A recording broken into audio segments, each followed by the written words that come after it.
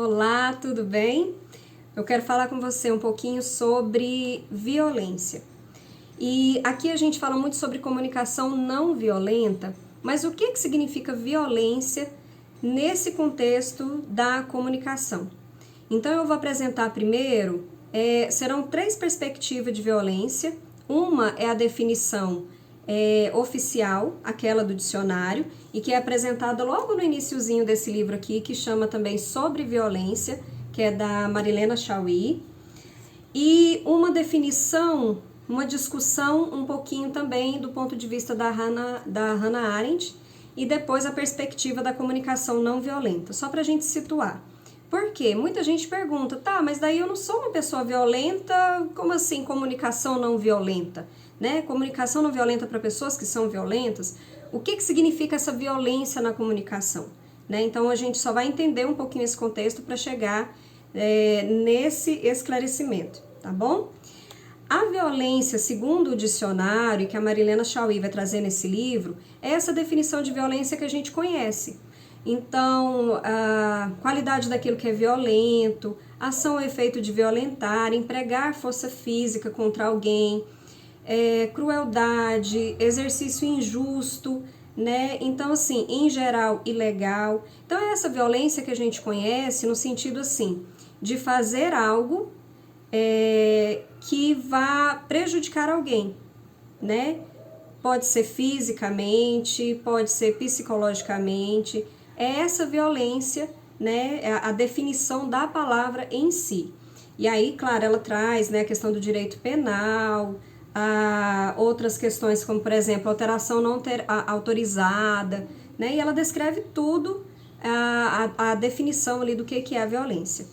A Hannah Arendt, ela trata o indivíduo como um ser político, no sentido de que cada indivíduo, as ações desse indivíduo, ela vai impactar na vida das outras pessoas.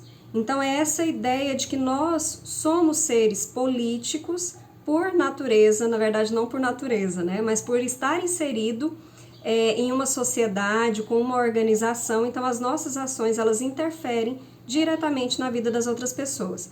E aí ela vai dizer que o que faz do homem um ser político é a sua faculdade para a ação, né?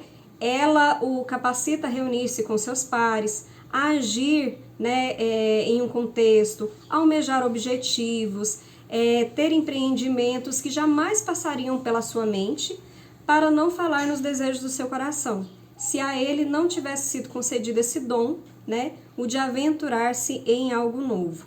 Então nós temos essa capacidade de mobilizar, de nos reunir, né, de empreender projetos aí que a gente acredita, juntamente com as pessoas que também concordam com esse projeto. Então é essa atitude mesmo da gente conseguir se relacionar, né, em um objetivo comum, que no caso a nossa sociedade, ela é um exemplo disso, né? Apesar das várias divergências, e aí a gente não vai entrar nessa discussão, então, e aí ela vem trazendo a questão da importância da linguagem, que é algo que, né, eu sou apaixonada, eu sou encantada, e aí isso vem de encontro à comunicação não violenta, que ela vai dizer o seguinte: nenhuma outra faculdade, a não ser a linguagem e não a razão ou a consciência, distingue-nos tão radicalmente de todas as espécies animais. Então, a nossa capacidade de falar, de usar a linguagem, de argumentar, né? E o tanto que isso é importante, porque justamente nesse ponto é onde a gente consegue utilizar e fazer a mediação, por exemplo, de conflito, para que esse conflito não venha a se tornar uma violência. E olha que interessante o que ela fala, qual a definição que ela traz de violência. O agir sem argumentar, sem o discurso ou sem contar as consequências. Isso, né, ela trouxe como sendo violência. Agir sem argumentar, sem o discurso, né, e sem aí prever as consequências. E quando a gente fala em violência, a gente pensa naquele estado de raiva, porque a gente começa a questionar, nossa, o que faz uma pessoa agir de uma maneira, né, assim, violenta, brutal? O que faz a pessoa ter essa atitude? A gente sempre imagina essa questão mesmo da raiva, né? E eu achei muito interessante que ela diz o seguinte: a raiva não é de modo algum uma reação automática à miséria e ao sofrimento. Ninguém reage com raiva a uma doença incurável ou um terremoto, né? Enfim, o que dá raiva, o que segundo ela provoca raiva, é quando há razão para supor que as condições poderiam ser mudadas, mas não são. E aí eu pensei muito, né, em situações de injustiça, que é aquilo que causa mesmo indignação, né, que mobiliza, que a gente às vezes fica de fato irado, né, quando a gente vê situações desse tipo. Então ela diz o seguinte: reagimos com raiva apenas quando o nosso senso de justiça é ofendido. E essa reação, de forma alguma, reflete necessariamente uma injúria pessoal, né, como é demonstrado por toda a história da Revolução, em que, invariavelmente, membros das classes altas deflagravam, né, e depois conduziam as rebeliões dos oprimidos e dos humilhados. Então, para a gente pensar um pouquinho essa relação, né, o vídeo vai ficar um pouquinho grande, não tem problema, já estou finalizando, para dizer o seguinte: a comunicação não violenta não é algo para pessoas violentas, né? Não é algo também que se propõe a acabar com a violência no mundo, na sociedade, não. A gente vai entender ela como uma linguagem.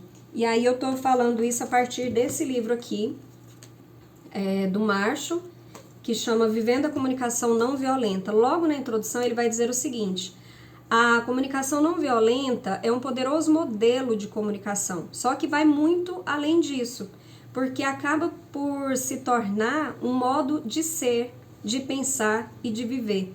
Sabe aquilo de que a gente fala, a boca fala do que o coração tá cheio? É isso. Aquilo que a gente não acredita e que não faz sentido para nós, a gente não vai conseguir colocar em prática. Então não é uma questão só de uma língua, né, ou uma linguagem, como ele diz. Então o propósito da comunicação não violenta, ou CNV, como a gente chama, é inspirar conexões sinceras entre as pessoas, de maneira que as necessidades de todos sejam atendidas por meio da doação compassiva. Então ele vai dizer que nesse exercício, essa doação, ela acaba sendo uma consequência das nossas atitudes. No sentido de dizer assim, que nós contribuímos na vida das outras pessoas, né? Nós podemos fazer isso, nós temos esse poder, né, de agir positivamente na vida das outras pessoas.